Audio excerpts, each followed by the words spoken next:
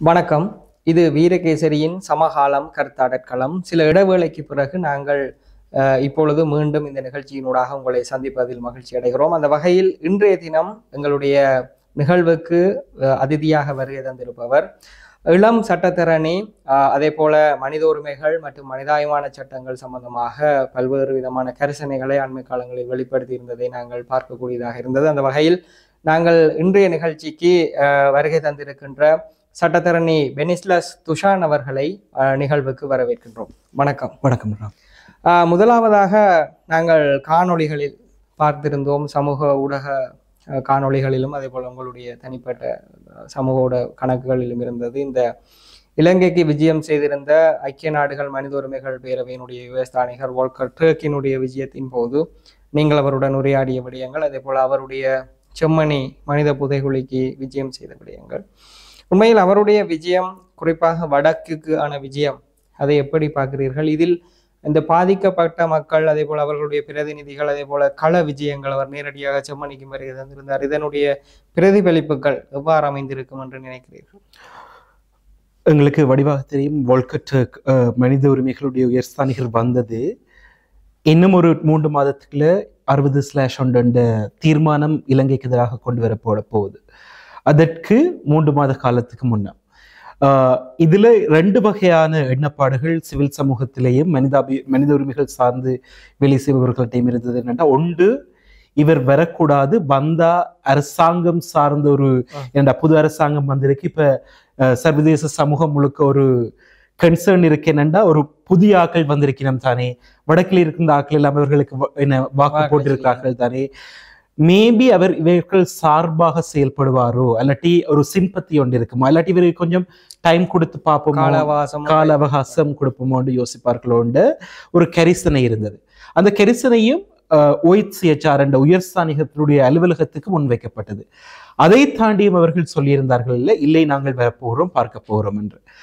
அந்த நேரத்தில் இந்த அவருடைய விடயம் மிக முக்கியமானது. ஏனென்றால், அவர் முதல் இங்க ஒரு உயர்ஸ்தானிகர் போய் ஒரு மனித புதைக்குழியை பார்ப்பது இது முதலாவது தடவை. இதற்கு முதலும் உயர்ஸ்தானிகராக இருக்கிறவர்கள் வந்திருக்கிறார்கள். ஆனால் வோல்கர் டர்க் பார்க்க போறது முதலாவது தடவை. அது மட்டும் இல்லாமல் அவர் போய் அங்கு பாதிக்கப்பட்டவர்களோடையும் கலந்துரையாடக்கூடிய ஒரு சந்தர்ப்பம் ஒன்று கிடைத்தது.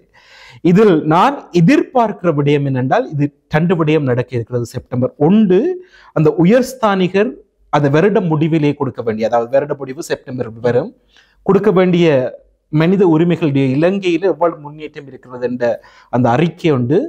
2வது, இலங்கைக்கு எதிரான தீர்மானத்துக்கு என்ன நடக்க போகிறது என்று எழுத்து மூலமான அறிக்கை ஒன்று கொடுக்க இருக்கிறார். மற்றது தீர்மானத்துக்கு என்ன நடக்க போகிறது என்றது. உண்மையாகவே இது சார்பாக வேலை செய்பவனாக உண்மையாகவே இந்த தீர்மானம் நிறைவேற்றப்படும் என்று எனது முதலாவது நான் ஒரு வாஞ்சிக்கிறேன். எனக்கு ஒரு நம்பிக்கை ஒன்று இருக்கிறது. 2வது, அந்த நுனிப்புள் மேய்வது மாதிரி இந்த அறிக்கை இல்லாமல் கட்டாயம் இலங்கையில் தொடர்ந்தும் நடக்கும் மனித உரிமைகளுடைய மீறல்கள் மேற்கொள்ளப்படணும். அது மட்டும் இல்லாமல் இந்த செம்மணி போன்ற விடயங்களை இன்னும் முன்னுக்கு கொண்டு வந்து இலங்கை அரசாங்கத்துக்கான பொறுப்பு கூறல் வலியுறுத்தப்பட வேண்டும் என்பதுதான் எங்களுடைய எதிர்பார்ப்பாகவும் இருக்கிறது. ஆனால் நாங்கள் கொஞ்சம் வெயிட் பண்ணித்தான் பார்க்கணும் என்ன நடக்க போறது பார்ப்போம். ஆனால் இப்பொழுது உங்களுடைய உரையாடலின் போது, அல்லது நீங்கள் உயர்ஸ்தானிகளுடைய நேரடியாக சில வார்த்தைகளை பரிமாற்றக்கூடிய சூழலில் அவருடைய பிரதிபலிப்பு எவ்வளவு தூரம் எங்களுடைய விடயம் சம்பந்தமான கரிசனையை வெளிப்படுத்தி இருக்கிறது? உங்களுக்கு அதை எப்படி உணர முடிந்தது? உண்மையாகவே அவரோட அந்த குறிப்பிட்ட பெனல் டிஸ்கஷன்ல கதை கேட்க நாங்கள் எங்களுடைய பக்கத்து நியாயங்கள் எல்லாத்தையும் சொல்லியிருந்தோம். கட்டாயம் இலங்கையை பொறுப்பு கூற வைக்கணும் என்று சொல்லியிருந்தோம். ஸ்லெப் என்ற விடயம் தொடர்ந்து செல்லணும் என்று சொல்லியிருந்தோம். செம்மணிக்கு ஒரு இடையிலே ஒரு விடுகிற இன்னும் ஒரு மனித புதைக்குழியாக இல்லாமல் இது முடியும் மட்டும் இது தொடரப்படணும், இதற்குரிய உண்மைகள் வெளிக்கொணரப்படணும், யாரெல்லாம் காணாமலாக்கப்பட்டிருக்கிறார்களோ அவர்களுக்கு உண்மை தெரியணும் என்றெல்லாம் சொல்லியிருந்தோம். ஆனால் அதை தாண்டியும் ஒரு யதார்த்தம் ஒன்று இருக்கேன்டா, UN High Commission of Human Rights அந்த மனித உரிமைகளுக்கான உயர்ஸ்தானிகர் ஒரு டிப்ளோமேட் என்றவர் டிப்ளோமேட்டிக்காகத்தான் இருப்பினார். அந்த யதார்த்தத்தில் வேலை செய்ய வேண்டிய ஒரு தேவையும் இருக்கு. நான் இதுல இருந்து சொல்லலாம், இல்லை அவர் கரிசனையாகத்தான் செயல்பட்ட, அவர் உண்மையாகவே கேட்க மனமு கேட்டவர் மாதிரி தான் இருந்தது. ஆனா at the end of the day அவர் ஒரு டிப்ளோமேட். பார்ப்போம் எவ்வாறு அந்த முடிவுகள் வந்து செய்யறதுன்றது. நிச்சயமா, ஏனென்றால் அவர் இலங்கை அரசாங்கத்தினுடைய அழைப்பின் பிரகாரம் தான் வருகிறார். இலங்கை அரசாங்கத்தை பொறுத்தவரையில் இவர்கள் கடந்த காலத்தில் இருந்தவர்களை போல அல்ல. அவர்களை அழைக்கிறார்கள் என்றால் அதற்கு பதிலளிக்கக்கூடிய சகல தயார்படுத்தல்களுடனும் தான் இவர்கள் நிச்சயமாக அந்த அழைப்பை விடுத்திருப்பார்கள். அதே நேரம் திறந்த வாரியாக அவர்களை எல்லா இடத்துக்கும் செல்வதற்கும் அனுமதித்திருந்தார்கள். அப்படி பார்க்கும்போது நீங்கள் சொல்கின்ற விடயத்தில் ஒரு விடயம் அதற்குள் பொதிந்திருக்கிறது. ஆனால் இலங்கை அரசாங்கம் முன்மொழிந்த விடயங்களையும் நாங்கள் அவருடைய உரையில் அல்லது அவர் மூடிய அறையில் சில சந்திப்புகளை நடத்தியிருந்தார். குறிப்பாக காணாமல் போனோர் அலுவலகத்தினுடைய அதிகாரிகள் மற்றும் ஒனூர் போன்ற தேசிய ஒருமைப்பாடு மற்றும் நல்லிணக்கத்துக்கான பணியகத்தினுடைய அதிகாரிகள் போன்றவர்களுடனான உரையாடலில் அரசாங்கத்தினுடைய அந்த முயற்சிகள் வரவேற்கிறார். அந்த வெற்றிடங்களை நிரப்ப வேணும் என்று சொல்லுகிறார். ஆகவே 2 விதமான பார்வைகள் இருக்கிறது. அரசாங்கத்தையும் அவர் அந்த செயற்பாடுகளையும் வரவேற்கிறார், பாதிக்கப்பட்ட மக்களுடைய கோரிக்கைகளையும் அவர் ஏற்றுக்கொள்கிறார். இது எப்படி அவர் இதை கையாள போகிறார் என்று நினைக்கிறீர்கள்? நான் உங்களுக்கு ஆரம்பத்திலேயே சொன்ன அந்த கரிசனை என்னடாராம் இதே விடயம் தான். நான் மார்ச் மாதம் ஜெனீவாக்கு போயிருந்த போதும் நிறைய இன்டர்நேஷனல் டிப்ளமேட்டிக் மிஷன்ஸ்ல இருந்த டிப்ளமேட்ஸை சந்தித்த போதும் இந்த தீர்மானத்தை நிறைவேற்ற குரூப்பில் இருப்பவர்களை சந்தித்த போதும் அவர்கள் அனைவருமே கிட்டத்தட்ட அதே விஷயத்தை தான் சொன்னார்கள். எங்களுக்கு உங்களுடைய பிரச்சனைகள் விளங்குது, ஆனால் இங்கே ஒரு புது அரசாங்கமும் வந்திருக்கு. அதில் அவர்கள் மீண்டும் மீண்டும் சொன்ன விஷயம் என்றால் யாழ்ப்பாணத்திலேயே பாருங்க 6 MP மேர்ல 3 MP மேர் உங்களுடைய இடத்துல இருந்தே போயிருக்கணும், உங்களுடைய ஆக்கள் தான் அவைக்கு மெண்டேட் கொடுத்திருக்கணும்ன்றது. இது ஐநாவில மட்டுமில்ல நிறைய மிஷன்ஸ்லையும் அதாவது தூதரகங்கள்லையும் இந்த விடயம் இந்த ஒரு சென்டிமெண்ட் ஒன்று தொடர்ந்து இருந்துதான் வருகிறது. இந்த கரிசனையால தான் நாங்க சொன்னோம் என்னன்னா இந்த நேரம் அரசாங்கமே கூப்பிட்டுட்டு வந்துட்டு போக உயர்ஸ்தானிகர் ஒரு ஒரு ஒரு மிக்ஸ் சிக்னல் ஒன்று கொடுப்பாராக இருந்தால், அரசாங்கம் ஒரு மனித உரிமைகள் சார்ந்து ஓரளவுக்கு நல்லதாக செயல்படுது என்ற ஒரு ஒரு ஒரு ஒரு கலந்து ஒரு மிக்ஸ் சிக்னல் ஒன்று கொடுப்பாராக இருந்தால் அது அவருடைய வருகையை பார்த்து கொண்டிருக்கிற இந்த முறை வாக்களிக்க போகிற ஒவ்வொரு நாடுமே பிள்ளையாக அதுக்கு பொருள் கூடல் செய்வதற்குரிய ஒரு பெரிய ஒரு சவால் உண்டு. அதுல தொடர்ந்து இருந்து கொண்டுதான் இருக்கிறது. இந்த பின்னணியில தான் நாங்க முயற்சித்தது என்னன்னா எந்த அளவுக்கு இங்கே இருக்கிற விஷயங்களை கொண்டு போய் அவர்கிட்ட சேர்க்கலாம். அது மட்டும் இல்லாமல் நாங்கள் மீண்டும் மீண்டும் பார்க்கிறோம் இந்த அரசாங்கத்தில் ஒரு அடிப்படை வேலை என்னண்டா இந்த இப்ப இருக்கிற NPP அரசாங்கம் நல்லவர்களாக தெரிவதென்றா அவர்கள் நிறைய ஒன்றும் நல்லது செய்ய தேவையில்லை. அவர்கள் ராஜபக்சர்களோ விக்ரமசிங்கவோ புரிந்த பிரச்சனையை பிள்ளைகளை விடாமல் இருந்தாலே அவர்கள் ஒப்பீட்டளவில் நல்லதாக தெரிவார்கள். ஆகவே இந்த ஒரு கரிசனை தான் அங்கிருந்தது. மீண்டும் எங்களுக்கு இருக்கிற பெரிய சவால் என்னண்டா செப்டம்பர் மாதம் இந்த மனித உரிமைகள் பேரவையில வரப்போற அந்த ரெசல்யூஷன் நோக்கி நாங்கள் வேலை செய்ய இன்னும் அதிகமாக நாங்கள் வேலை செய்ய வேண்டியிருக்கேன். அந்த குரூப்ல இருக்கிற நாடுகளையும் சரி யாரெல்லாம் அதுக்கு வாக்களிக்க போறாங்களோ இலங்கைக்கு எதிராக வாக்களிக்க வைக்கணும். ஏனென்றா அவர்கள் எல்லாரும் இப்போது இலங்கையில் இருக்கிற மனித உரிமை சம்பந்தமாக வேலை செய்கிறவர்கள் சொல்வதை மட்டும் பார்க்க மாட்டார்கள். இலங்கைக்கு விஜயம் செய்த மனித உரிமை உயர்ஸ்தானிகர் என்னத்தை சொன்னார்கள் என்றும் பார்க்க போகிறார்கள். அதிலே அவர் அரசாங்கத்தையும் சார்பாகத்தான் சொல்லியிருக்கிறார், இதையும் சார்பாக என்ன இங்க இருக்க மனித உரிமை பிரச்சனைகளையும் சார்பாகத்தான் சொல்லி இருக்கிறார். ஆகவே அங்கே ஒரு மயக்கத்தன்மை இருக்கிறது, ஒரு பெரிய ஒரு சவாலாகத்தான் எங்களுடைய அந்த லொபியிங் எஃபர்ட்ஸுக்கு இருக்க போகிறது. ஆனால் இப்பொழுது பார்க்கின்ற பொழுது அரசாங்கம் பதவியேற்று நான் நினைக்கிறேன் ஒரு மாத காலத்துக்குள் 4 அமைச்சர்கள் கொண்ட பிரதான அமைச்சரவை இருக்கும்போது ஜனாதிபதி தேர்தல் நிறைவடைந்தவுடன் நடைபெற்ற மனித உரிமைகள் பேரவை கூட்டத்தின் போதும் அதற்கு பிறகு நடந்த 2வது கூட்டத்தின் போதும் மிக தெளிவாக வாய்மொழி அறிக்கையை நிராகரிப்பதாக இலங்கைக்கான ஐநா பதிவிட பிரதிநிதி ஜெனீவாவில் இருக்கின்ற பிரதிநிதி மிக தெளிவாக சொல்லிவிட்டார். அதற்கு பிறகு 2வது கூட்டத்தை நீங்கள் பார்த்தீர்கள் என்றால் வெளிவிவகார அமைச்சர் தலைமையிலான அணியினர் போய் அவர்களும் நிராகரிப்பதாக சொல்லிவிட்டார்கள். அப்படி இருக்கிற போது இப்பொழுது எழுத்து மூலமான அறிக்கையை ஏற்றுக்கொள்வார்கள் என்று எதிர்பார்க்க முடியாது. நிச்சயமாக உள்ளக பொறிமுறை ஒன்றைத்தான் முன்மொழிய போகிறார்கள். இது சம்பந்தமாக இந்த ஐநா விடயங்களை கையாளுகின்ற தரப்புகள் நீங்கள் உள்ளிட்டவர்கள் என்ன மாதிரி கையாளுகிறீர்கள்? இதுல இருக்க பெரிய சவால் என்ன விடயம் என்னன்னா அரசாங்கம் உள்நாட்டுல சொல்ற ஒரு விடயம், சர்வதேசத்துக்கு சொல்றது என்ன ஒரு விடயம். அவர்கள் மீண்டும் மீண்டும் நீங்கள் விஜித ஹேரத் ஜெனீவாவில் எடுத்த அறிக்கையை பார்த்தீங்கன்னா அடிக்கடி நல்லிணக்கம் தேசிய ஒருமைப்பாடு என்ற 2 வேர்டை திருப்பி திருப்பி பாவிச்சிருக்காங்க. அதோடு அவர்கள் சொல்றாருன்னா தமிழ் மக்களே எங்களுக்கு மெண்டேட் தந்திருக்கிறார்கள் என்ற அந்த ஒரு பிளாக் அண்ட் ஒயிட்டாக கதைக்கிறார்கள். ஏன் தமிழ் மக்கள் அவர்களுக்கு ஓட் பண்ணினார்கள், எந்த பின்னணியில ஓட் பண்ணினார்கள், அவர்களுக்கு 23 விதமான வாக்கு மட்டும்தான் கிடைத்து தான் 50 விதமான சீட் கிடைச்சது, அதெல்லாம் அவை கதைக்கிறதில்லை. அவர்கள் அரசியல்வாதிகள், அப்படித்தான் கதைப்பார்கள். இப்படி இருந்து கொண்டு அவர்கள் அங்கே போய் சொல்கிறார்கள் என்னண்டா, நாங்கள் எந்த விதத்திலையும் எந்த சர்வதேச பொறுப்பு கூறலையும் நாங்கள் ஏற்றுக்கொள்ள மாட்டோம். ஸ்லெப் ஸ்ரீலங்கா அக்கௌண்டபிலிட்டி ப்ராஜெக்ட் என்ற இலங்கை பொறுப்பு கூறல் திட்டத்தை நிராகரிக்கிறோம் என்று கூறுகிறார்கள். அது மட்டும் இல்லாமல் அவர்கள் இந்த முறை செய்த வேலை என்னண்டா, ஆனா நாங்கள் உள்ளூர்ல ஏற்கனவே இருக்கிற விடயங்கள் இருக்கு தானே, OMP காணாமலாக்கப்பட்டோருக்கான அலுவலகம், ONUR office for national unity and reconciliation தேசிய ஒருமைப்பாட்டுக்குமா நல்லிணக்கத்துக்குமான அலுவலகம், இதுக்கெல்லாம் நாங்கள் பாதீட்டிலே இந்த முறை கொடுத்திருக்கிறோம். இழப்பீட்டு பணியகம் நாங்கள் செய்ய இருக்கிறோம். இவ்வாறான வேலைகளை எல்லாம் செய்ய மீண்டுமே இது நாங்கள் ஏற்கனவே பார்த்த விடயம்தான். முந்தையிருந்த அரசாங்கங்களும் இலங்கைக்கு எதிரான தீர்மானத்தில் என்ன விஷயங்கள் எல்லாம் சொல்லப்பட்டதோ அது அந்த டிக்கிங் த பாக்ஸ் என்று சொல்லுவார்கள். இதை நாங்கள் செய்திருக்கிறோம் என்ற ஒரு வெளிப்படையாக ரீதியில காட்டுவதற்காக செய்கிறார்களே ஒழிய ஒரு ஆத்மார்த்தமான ஒரு குட் ஃபெய்த்ல செய்கிறார்களாண்டா இதே சுத்தியோட இல்லை. இதுதான் எங்களுக்கு இருக்க பெரிய சவாலாக இருக்க போகுது. ஏனென்றால் இதை பார்த்து கொண்டிருக்கிற ஒரு சில சர்வதேச சமூகங்களுக்கு அவர்களுக்கு உள்நாட்டில் நடக்கிற அந்த நுவான்சஸ் தெரியாம இருக்கலாம். உதாரணத்துக்கு நான் சொன்னது, நான் ஜெர்மனியில ஒருவரோட கதைக்காக சொன்னாங்க, உங்களோட இடத்துல 650 மீட்டர்னு சொல்லல வீதிகள் எல்லாம் விட்டு இருக்காங்க. நான் சொன்னது 650 மீட்டருக்கு வீதி விட்டு இருக்காங்க. விட்டதைத்தான் பாக்குறீங்க, ஆனா அது குறிப்பிட்ட நேரம் தான் அந்த வீதியை பயன்படுத்த முடியும். ஒரு 50 ஏக்கர் காணியை விடுறாங்கன்னு வைப்போம், 6000 ஏக்கர் 5940 ஏக்கரை பிடிக்க ட்ரை பண்ணினேன். ஆனா ஒரு பக்க செய்தி தான் அவர்களுக்கு மீண்டும் மீண்டும் சர்வதேசத்துக்கு போய் சேருது. இந்த ஒரு பிரச்சனையில தான் வளமையான காலத்தை விட இந்த முறை எங்களுக்கு மிகவும் சவாலான ஒரு ரெசல்யூஷனாக இருக்க போகுது இந்த செப்டம்பர் வாரது. ஏனென்றா சர்வதேசத்திலேயும் ஒரு ஸ்ரீலங்கா சம்பந்தமான ஸ்ரீலங்கா ஃபேட்டிக்னு சொல்லுவாங்க, இந்த இலங்கை சார்ந்த ஒரு தளர்வு நிலை ஒன்று வந்துட்டு, காசா போர் நடந்து கொண்டிருக்கிறது, யுக்ரைன் போர் நடக்கிறது, சவுத் சுடான்ல யுத்தம் நடந்து கொண்டிருக்கிறது, 16 வருஷம் தாண்டியும் நாங்கள் தொடர்ந்து செய்யணுமான்ற ஒரு தளர்வு நிலை இருக்குது.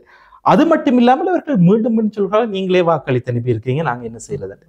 இந்த சவால்களை தாண்டித்தான் இதுக்கு நாங்கள் அதைத்தான் நான் மீண்டும் மீண்டும் சொன்ன ஒரு விடயம் என்றா, அனைத்து தரப்பினரும், இது அரசியல்வாதிகளிட்ட மட்டும் கொடுத்து சரி வராது. மனித உரிமை ஆர்வலர்கள், சட்டத்திறனிகள், சிவில் சமூக அமைப்புகள், மதகுருமார்கள், அனைத்து தரப்புகளுமே இந்த ரெசல்யூஷனுக்காக வேலை செய்ய வேண்டிய ஒரு அடிப்படை தேவை ஒன்று எங்களுக்கு இருக்கிறது. இப்போ நீங்க சொன்ன விஷயத்துல கூடுதலாக பாத்தீங்கன்னா இந்த மாதிரியான தீர்மானங்கள் வர முதல் சொல்லி நம்ம அந்த இன்டர்நேஷனல் லொபியிங் என்ற ஒரு வார்த்தையை பயன்படுத்துவார்கள், சர்வதேச தளங்களில் பிரச்சாரம் செய்கிறது. அது சம்பந்தமாக இந்த முறை எவ்வளவு தூரம் இருக்கின்றது? ஏனென்றால் பழமையாக நாங்கள் பார்ப்போம், ஒரு சில அரசியல் தரப்புகள் செல்வார்கள், ஒரு சில சிவில் அமைப்புகளின் பிரதிநிதிகள் செல்வார்கள். ஆனால் இந்த முறை இந்த விதமான அவ்வாறான நடவடிக்கைகள் நடக்கிறதா என்ற ஒரு கேள்வி இருக்கிறது. அது சம்பந்தமாக எவ்வளவு கவனம் செலுத்தப்படுகிறது என்கின்ற கேள்வி இருக்கிறது. வழக்கமாக இந்த கூட்டத்தொடர்கள் ஆரம்பிக்கின்ற பொழுது காணாமல் போனவர்களினுடைய உறவுகளின் சங்கத்திலிருந்து 3-4 அதே போல சில கொழும்பு மற்றும் வடகிழக்கை சேர்ந்த சிவில் அமைப்புகளின் பிரதிநிதிகள் செல்வது, அங்கே கதைப்பது வருவதாகத்தான் இருக்கிறது. இந்த கட்டமைப்பு அல்லது இந்த செயன்முறை இந்த முறை மாற்றப்பட வேண்டும் என்று நீங்கள் சொல்றீர்கள். இது பல்வேறு தரப்புகளை ஒன்றிணைத்ததாக இருக்க வேண்டும் என்று சொல்றீர்கள். இது எவ்வளவு தூரம் இப்பொழுது நகர்த்தப்பட்டு கொண்டிருக்கிறது? உண்மையாகவே ராம், இந்த வேலை பின்னணியில் பேக்ரவுண்ட்ல நடந்து கொண்டு தான் இருக்கு. நான் மார்ச் மாதம் ஜெனீவா போகையும் சரி, நிறைய அமைப்புகள் வந்திருக்கின்றன. அது இலங்கையில இருந்து வந்தவர்களாக இருக்கலாம், அல்லது புலம்பெயர் நாடுகளில் இருந்து வார NGOs ஆக இருக்கலாம், புலம்பெயர் அமைப்புகளாக இருக்கலாம், ஈவன் தனிநபர்களாக கூடியிருக்கலாம்.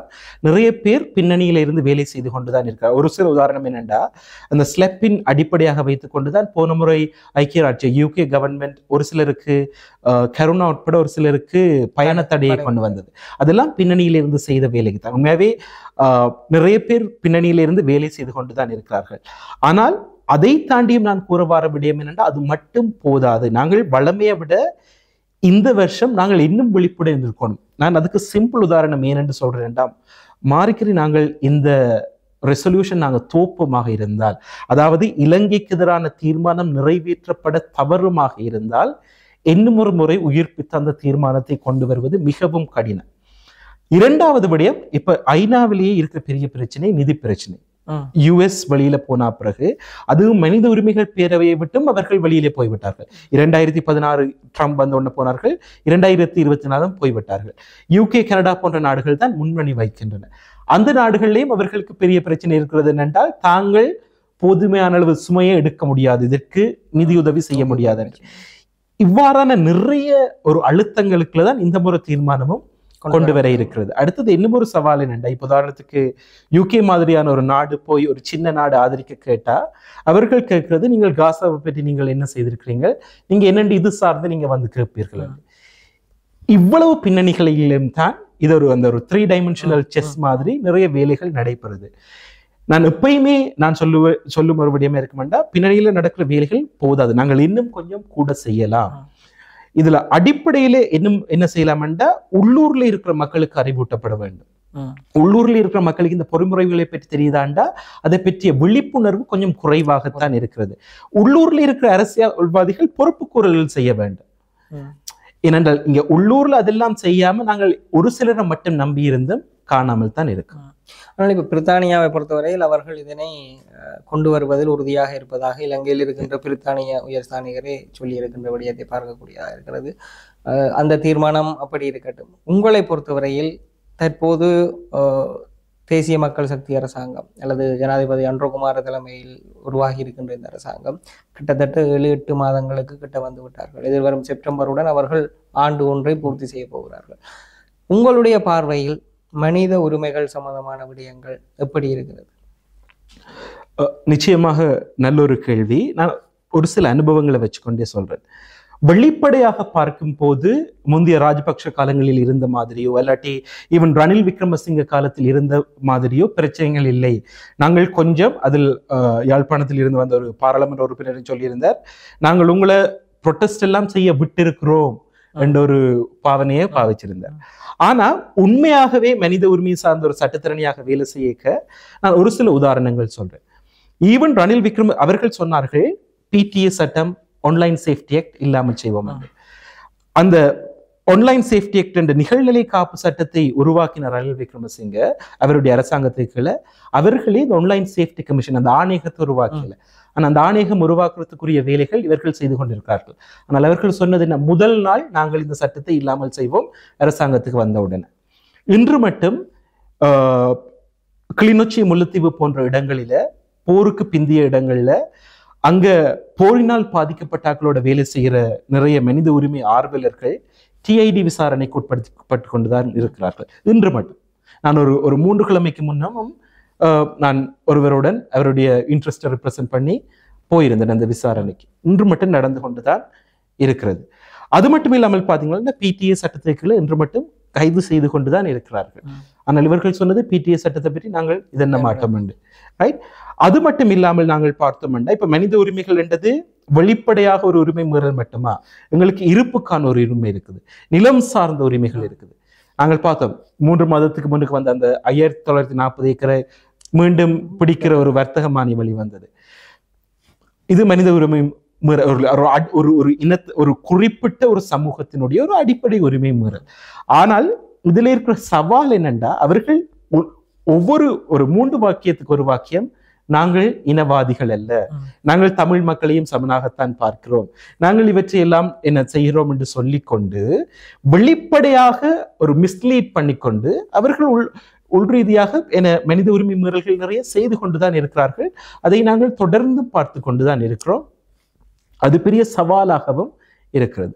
ஆனால் இப்ப நீங்கள் சொல்ல வர விடயம், அவர்கள் மேலோட்டமாக சமத்துவம் பற்றி உரையாடுகிறார்கள், ஆனால் உள்ளக ரீதியில் அவர்கள் மனித உரிமைகளை மீறுகின்ற செயற்பாடுகளை திட்டமிட்டபடி முன்னெடுத்துக் கொண்டிருக்கிறார்கள். நான் நினைக்கிறேன் நிச்சயமா. அதே நேரத்தில் நாங்கள் இன்னொரு விடயத்தையும் பார்க்கலாம். இப்பொழுது இந்த பொறுப்பு கூறல் விடயம் போலதான் தேசிய இன பிரச்சனை விவகாரம், இது சம்பந்தமாக பல கருத்துக்கள் இருக்கிறது.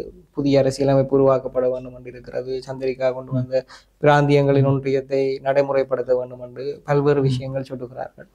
ஆனால் இப்போது இருக்கின்ற அரசாங்கம் அது சம்பந்தமாக வாய் திறப்பதாக இல்லை, என்ன செய்ய போகிறார்கள் என்று தெரியாது. ஆனால் இவர்களுடைய கருத்து ஒரு மொழி பிரச்சனை தான் இலங்கையில் இருக்கின்றது என்று. ஒரு சட்டத்தரணியாக உங்களுக்கு தெரியும், இலங்கையில இந்த மொழி விடயத்தை தீர்ப்பதற்கு ஆணைக்குழு இருக்கிறது, தேசிய மொழிகள் ஆணைக்குழு. அதே போல தமிழ் மொழியும் சிங்கள மொழியும் தேசிய மொழிகளாகவும் அதே போல இணைப்பு மொழியாக ஆங்கிலமும் இருப்பதாக சொன்னார்கள். ஆனால் இந்த மொழி உரிமை சம்பந்தமான நடைமுறை எப்படி இருக்கிறது? நாங்கள் இதை மீண்டும் மீண்டும் பார்க்கிற ஒரு சவால், ரைட்?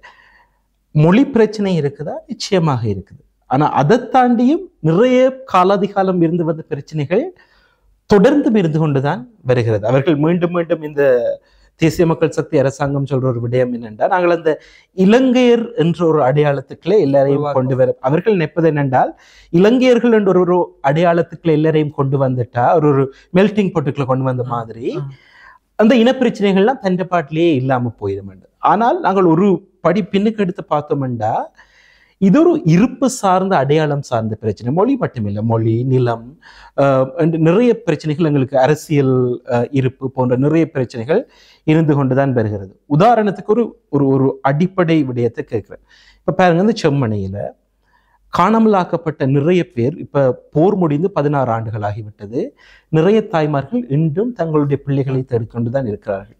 அதில் அழகமாண்டூர் அம்மா கிட்ட காலத்துல அந்த வந்து போனா பிறகு இறந்திருந்தார். நிறைய பேர் நோய்வாய்ப்பட்டு கொண்டிருக்கிறார்கள். அவ்வாறாக ஒரு ஒரு அடிப்படை உண்மை தெரியாம தங்களோட உறவினர்களுக்கு பிள்ளைகளுக்கு என்னென்ன நடந்தது என்று தெரியாம கூட இறந்து கொண்டுதான் இறந்திருக்கிறார்கள். இவ்வாறு இருக்கும் போது அவர்கள் ஒரு ஒரு ஒரு அடையாளத்துக்குரிய ஒரு பிரச்சனை, இல்லாட்டி மொழி அடையாளத்துக்குரிய பிரச்சனை என்று கொண்டு வந்து முடிப்பது என்னென்னா, இந்த பூசி மொழி, நான் மீண்டும் சொல்வது, நாங்கள் தேசிய ஒருமைப்பாட்டுக்கானவர்கள், நல்லிணக்கத்துக்கானவர்கள், நாங்கள் உங்களை எல்லாம் செய்ய விடுறோம் என்று சொல்லிக்கொண்டு அவர்கள் நினைக்கிறார்கள் என்னென்னா, அந்த மூடி மறைச்சு விட்டா மிச்ச பிரச்சனைகள் எல்லாம் இல்லாமல் போகும் என்று. ஆனால் நாங்கள் மீண்டும் மீண்டும் மீண்டும் தொடர்ந்து பார்த்து கொண்டிருக்கிறோம். தையீட்டில் நடக்கும் பிரச்சனையை பார்க்கிறோம். ஆர்கியாலஜிக்கல் டிபார்ட்மெண்டால, தொல்பொருள் திணைக்களத்தால இன்னுமே காணிகள் பிடிக்கப்படுகிறது, மத வழிபாட்டு ஸ்தலங்கள் பிடிக்கப்படுகிறது. மன்னார், முல்லைத்தீவு போன்ற இடங்களில் எத்தனையோ பொது காணிகள் பிடிக்கப்பட்டு அரச பயமாக்கப்பட்டிருக்கிறது.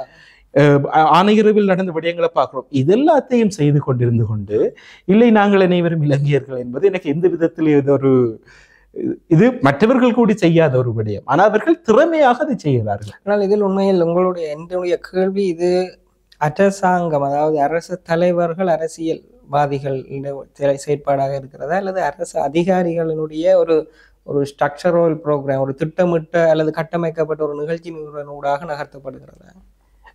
இதுல 2 விடயம் இருக்கலாம். இது முதலாவது, நாங்கள் இந்த வர்த்தகமானிக்கு எதிராக நாங்கள் உச்ச நீதிமன்றம் சென்ற போது அவர்கள் வந்து சொன்னது என்ன, மீண்டும் மீண்டும் அவர்கள் அதை இழுத்தடித்தார்கள். ஏனென்றால் லேண்ட் டிபார்ட்மெண்ட்ல இருக்கிறார்கள், தங்களுக்கு இது கொடுத்த டிரெக்டிவ் வேற, அவர்கள் இதை அப்படி செய்ய இயலாது என்று சொல்கிறார்கள் என்று. இன்று வரைக்கும் அரசாங்கத்தில் இருக்கிறவர்கள் சொல்றது, நாங்கள் நல்ல மனெண்ணத்தோட இதே சுத்தியோடு செய்ய முயற்சிக்கிறோம், ஏற்கனவே இருக்கிற சிஸ்டம் விடுவது இல்லையான்னு. ஆனா நாங்க பார்க்கணும், எக்ஸிகியூட்டிவ் பிரசிடென்ட் அவையிட்டு தான் இருக்கு. 159 பாராளுமன்ற உறுப்பினர்கள், அறுதி பெரும்பான்மையோடு அவர்கள் இருக்கிறார்கள். ஒரு முதல் 3 மாதம் விடலாம், 6 மாதம் விடலாம். இன்றும் வந்து வேலை செய்வதில் இப்ப ஒரு நல்ல விடயம் நடந்தால் அதற்குரிய கிரெடிட் எங்களுக்கு வேணும்.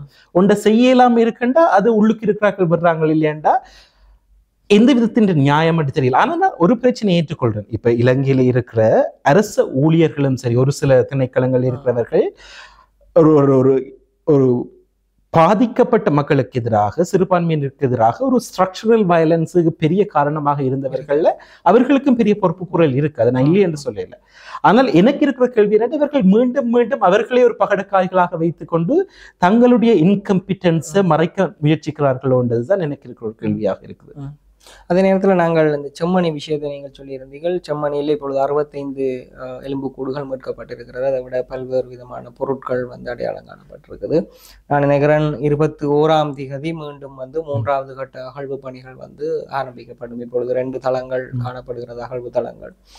இதற்கு அடுத்த கட்டமாக செம்மணி எதை நோக்கி செல்ல போகிறது? ஏனென்றால் இது நாங்கள் பார்த்தோம் 96களில் இந்த விடயங்கள் நடந்தது, பிறகு அப்படியே மூடி மறைக்கப்பட்டது, பிறகு 99களில் வழக்கு வந்தது. இப்படி எல்லாம் நடைபெற்று பிறகு ஒரு நீண்ட காலம் ஒரு இடைவெளி இப்பொழுது திருப்பி வரப்போகிறது. ஏனென்றால் 2 விடயம் இருக்கிறது. முதலாவது விடயம் இதை முன்னெடுப்பதற்கான நிதி சம்பந்தமான விவகாரம். 2வது விடயம் இதுக்கு அடுத்தது என்ன கட்டம். 3வது இந்த காலநிலை சம்பந்தமான விவகாரம். உங்களுக்கு தெரியும் அந்த சூழல் மலைப்பாங்கான காலம் வந்தால் கிட்டத்தட்ட 6 மாதங்களுக்கு அந்த பகுதிக்கு செல்ல முடியாத ஒரு சூழல் இருக்கிறது. மிகவும் ஒரு மோசமான நிலை. இதை எப்படி கையாள போகிறார்கள்? இதனுடைய அடுத்த கட்டம் என்ன?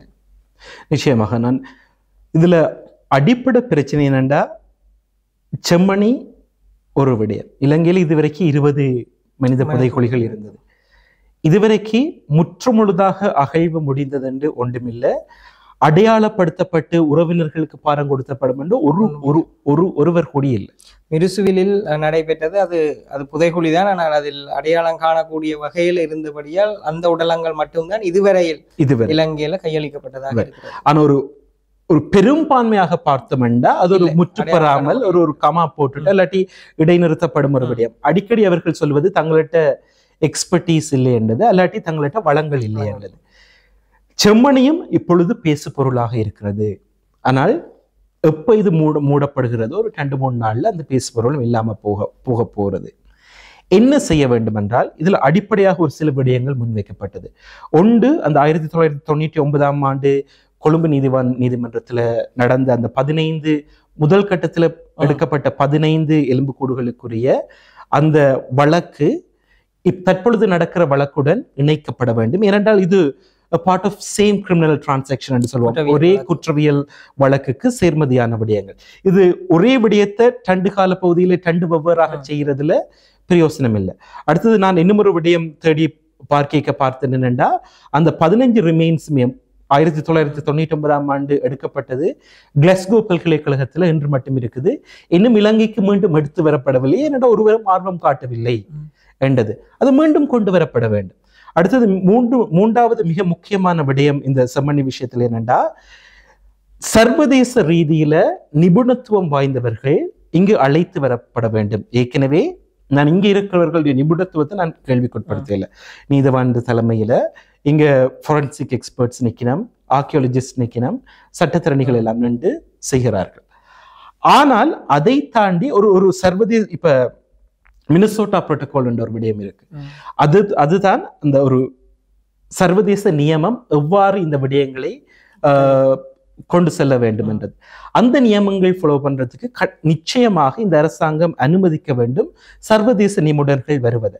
அடுத்து இன்னொரு முக்கியமான விஷயம், இந்த எலும்புக்கூட்டு தொகுதிகள் தோண்டி எடுக்க இந்த செயின் ஆஃப் கஸ்டடி என்றது முக்கியம். ஒரு இடத்துல இருந்து இங்க அடுத்தடுத்து கொண்டு போகப்படுகிறது. ஏன்னா இந்த செயின் ஆஃப் கஸ்டடி பிரேக் ஆனா அந்த ஆதாரம் திரட்டுற விடயத்துல அல்லாட்டி அந்த நீதிமன்ற பொறிமுறையில அந்த ஆதாரத்தின் ஸ்திரத்தன்மையில ஒரு கேள்விக்குறி கொண்டு வரலாம். அது உறுதி செய்யப்பட வேண்டியது இன்னும் ஒரு மிக முக்கியமான விடயம். அடுத்த முக்கியமான விடயம், இந்த செம்மணி அகழ்வு செய்வது சரி, இது அடையாளங்கள் கண்டுபிடிக்கப்பட வேண்டும். இந்த அடையாளங்களுக்கு பின்னிக்கு இருக்கிற ஆக்கள் யார் என்றதை கண்டுபிடித்து அந்த உண்மை சொல்லப்பட வேண்டும். அடுத்தது இது இந்த உடல்கள், இந்த மனித எலும்புக்கூடுகள் அந்த உறவினருக்கு கையளிக்கப்பட வேண்டும். இது சொல்லலாம், இதெல்லாம் நடக்கிற கதையாண்டு. ஆனா எங்களுடைய டிமாண்ட் அதுதான், இவ்வளவும் செய்து முடிக்க வேண்டும் முறைக்கும். ரைட், இவ்வளவும் முடிக்கிறது மட்டும் இல்லாமல் தொடர்ந்தும் இந்த அரசாங்கம், நாங்கள் பார்த்தோம் அரசாங்கம் மீண்டும் மீண்டும் செய்யற ஒரு விடயம் என்னன்னா, ஓஎம்பி பாதிட்டை எடுத்து பார்ப்போம். இந்த பட்ஜெட்ல ஓஎம்பிக்கு ஒரு கொஞ்ச அளவுதான் அவர்கள் கொடுத்திருக்கிறார்கள், ஒதுக்கீட்டை வழங்கி இருக்கிறார்கள். இவ்வாறான சவால்களுக்கு அப்ப போதுமான வளங்களையும் உறுதி செய்ய வேண்டும். இது கேட்கறது என்ன, இது இலங்கையின் ஒரு சிலர் சொல்லலாம் இறையாண்மையை இதென்ன போறது இல்லை. இது இங்க நடந்த ஒரு குற்றவியல் செயல்பாடு. அது செம்மணி வெளியில வந்ததுக்குரிய பேக்ரவுண்ட் எல்லாம் தெரியும். அந்த லேண்ட்ஸ் கார்பரல் சோமரட்ன ராஜபக்ஷ சொன்னது, அவர் சொன்னது 300-400 வரையான உடல்கள் அங்க புதைக்கப்பட்டிருக்கிறது. அவர்கள் இன்னுமே கேள்விக்குரிய பதில்களையும் தங்களுடைய அடையாளங்களையும் தேடிக்கொண்டுதான் இருக்கிறார்கள்.